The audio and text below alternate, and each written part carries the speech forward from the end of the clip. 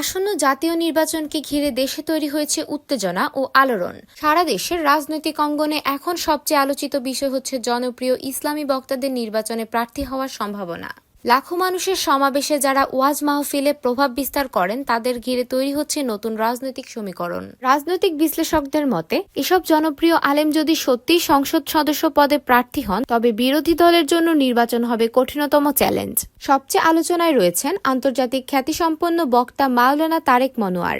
তার পিতা মাস্টার শফিকুল্লাহ একসময় লক্ষ্মীপুর ৩ আসনের সংসদ সদস্য ছিলেন। পারিবারিক রাজনৈতিক ঐতিহ্য ও গণসমর্থনের কারণে ধারণা করা হচ্ছে তিনি জামায়াতে ইসলামী থেকে মনোনয়ন পেতে পারেন। একইভাবে আলোচনায় আছেন রফিকুল ইসলাম মাদানী। নেত্রকোনা ৫ আসন থেকে তার প্রার্থী হওয়ার গুঞ্জন ছড়িয়েছে। যদিও তিনি সরাসরি জামায়াতের সদস্য নন, তবে দলটির সঙ্গে তার ঘনিষ্ঠ সম্পর্ক রয়েছে বলে জানা যায়। এদিকে আলোচিত নাম মাওলানা মামুনুল হকও পিছিয়ে নেই। তার নেতৃত্বাধীন খেলাফতে মজলিস আগামী নির্বাচনে সক্রিয়ভাবে অংশগ্রহণের পরিকল্পনা করছে। জামায়াতের সঙ্গে জোট গঠনের বিষয়েও আলোচনা চলছে।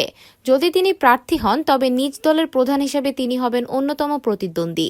পাশাপাশি কুষ্টিয়ার জনপ্রিয় বক্তা মুফতি আমির হামজার প্রার্থিতা ইতোমধ্যেই ঘোষণা করেছে জামায়াত। স্থানীয় রাজনীতিতে তার গ্রহণযোগ্যতা ব্যাপক। লক্ষ্মীপুরের আলোচিত আরেক নাম মুফতি কাজী ইব্রাহিম। এলাকাবাসীর দাবি তাকে এমপি প্রার্থী করা হোক।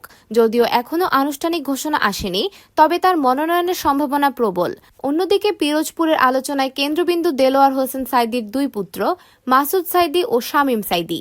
ইতোমধ্যেই তাদের নাম ঘোষণা করেছে জামায়াত এবং সমর্থকরা বিশ্বাস করেন তারা সহজেই বিজয়ী হবেন।